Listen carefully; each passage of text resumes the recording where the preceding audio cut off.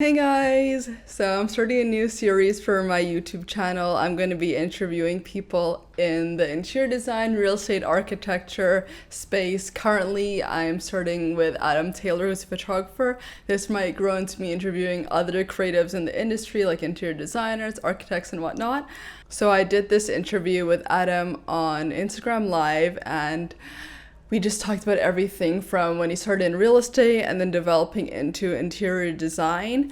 And we're just gonna go through everything. This is gonna be a few part series because the full Instagram live was 50 minutes and it's really long, and I want to break this down to digestible content for you guys.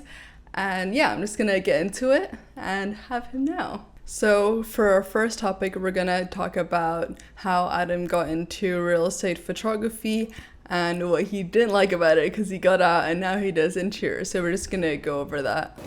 Yeah, so good question. I feel so archaic talking about this because literally when I started doing real estate photography, I had never talked to a single other person that did real estate photography. I was so dumb and naive, and I was like, if I had only known that there was Facebook groups or YouTube channels or anybody else in the world that did what I did that I could go talk to. So essentially, the very first thing I did was I had a sit-down meeting with a friend of mine who was a former co-worker, and she became a real estate agent.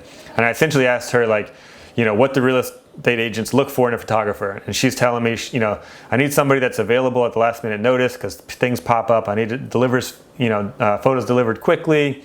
I need somebody that does X, Y, and Z. And the whole time I'm just taking notes, like, okay, da-da-da-da-da. So essentially when I made a website, on my bio, it says, I'm available on a whim, like I deliver fast, like everything she said she needed, like I put in my bio, right? So that was part of my marketing campaign. To get photos to even make a portfolio, essentially I just went around riding my bike and driving my car around nice areas and had my camera in a tripod and just plopped up in front of somebody's home and took a picture of the outside of their house. And that was, how I got my first 15 exterior shots. For the interiors, it was getting creative. I had a friend who lived in LA. I was like, hey, your apartment's pretty nice. Can I come take pictures? And I got one shot of his kitchen. I was like, oh, what about this guy I met once? He had a pretty nice house. I hit him up, tell him what I was trying to do, build a portfolio. He's like, yeah, come on over. It's like, all right, I got one living room shot out of his house, Yeah, so right now my focus is interiors, with obviously a little bit of exterior in that. So interior design, architecture. I work with builders and designers and architects and product companies. And so I started with that part of photography, after I switched out of action sports with real estate, like many people do, because it's really hard to, shoot for an interior designer if you've never shot a house before. So I started with real estate, did that kind of on and off for a little while, didn't love it, and was able to, figure out how to shoot for designers and stuff. And one of the things that led me to be able to do it more full time was that I got on a retainer with a brick and tile manufacturer. And so through them, I was able to basically get the reps in because, the more you do it, the better you get. But it's hard to do it a lot if people aren't paying you to do it and you don't have a bunch of houses to go into. So by working with this company, it's called Arto Brick. You can check them out on Instagram at Arto Brick. So I was on retainer with them for 3 years. They were my bread and butter. And like I said, they got me into a ton of homes and businesses of all kinds, restaurants, bars, hotels, you name it, interior, exterior, the whole deal. And that also got me working with other designers that use their products and stuff. So yeah, that led me to what I'm doing now, which like I said, that retainer ended just 2 months ago, during the whole COVID thing and whatnot, which it might have ended, had COVID hit or not, I'm not really sure. But that ended, and now I'm just working with designers and builders and architects. And then also as kind of an offshoot, relicensing photos, and I've began working with other photographers to help them license their images, almost acting like a broker, a middleman between them and the companies that might need their photos. And so I'll start with what I didn't like about it, and that was that you had to do it so quickly. You don't make enough per shoot. And honestly, I'm based in Southern California where there are a lot of high-end homes and stuff. And right from the get-go, I was targeting the higher-end properties. That was the only thing that drew me to it at all, was I wanted to hang out in cool houses all day, really. So even the high-end properties at $500 per home, even that $500 price tag, you still aren't making really enough to like justify spending like a full day shooting and then a full day editing, you know? So you kind of had to do it quickly. And then the lower end homes, you know, with the lower price tag on the shoot price was just even more quick, and you just couldn't justify, or I couldn't justify spending that much time. And I didn't like working quick. I hated feeling like, you know, the agents needed the photos yesterday. I felt like they were just tapping their foot and waiting for me to deliver something quick. You know, I really felt like I was kind of being forced to back into a corner and make the room look big, quote unquote, you know, with a wide angle lens for every photo. And it wasn't beautiful artwork to me. And for me, photography was, you know, a way to create something beautiful that I'd be happy to share with people. And these photos that I was delivering just weren't inspiring, they weren't fun. So that's what I didn't like about it, was that, you know, it was a service-based business that frankly didn't pay very well for doing a lot of work.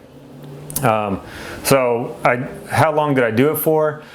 I started doing it in the beginning of 2014, and I caught a couple of lucky breaks in the beginning and kind of got on as like the go-to guy for one real estate company in Orange County that had a lot of really nice high-end listings and stuff.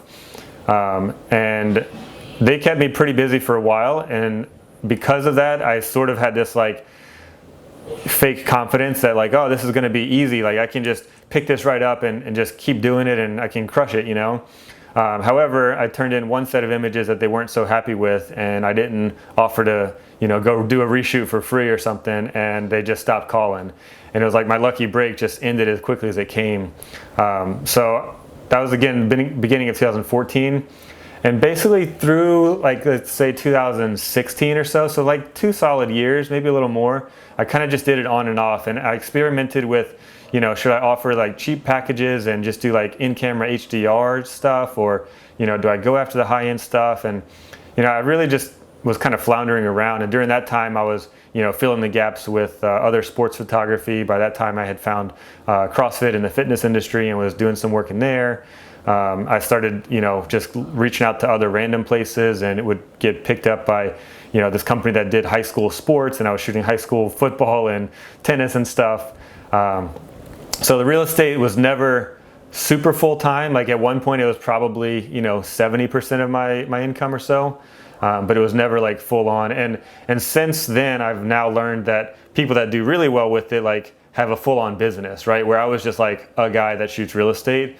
And people that do really well, it seems, in the real estate game have a business where they have the add-on packages. They do the 3D tours and the video walkthroughs and the websites and, you know, all these, the drone, you know, like you name it, just adding on to the packages. And they're able to do lots of volume, which wasn't me at the time, you know. Hope you guys really enjoyed these videos. It's a 5-part series. Make sure to watch all of them and comment down below what you're still curious on about. I'm gonna have revolving guests come on, and I'm gonna have questions with them. It's gonna be really fun, and I hope you guys will learn a lot from the best and people I look up to. Hope you guys enjoy this, and if you're new to the channel, please subscribe, and I think that's about it. Watch the other 5 videos, and I also post a lot of my own videos on this channel, so if you have like a second, just like check those out. That's about it. Bye guys!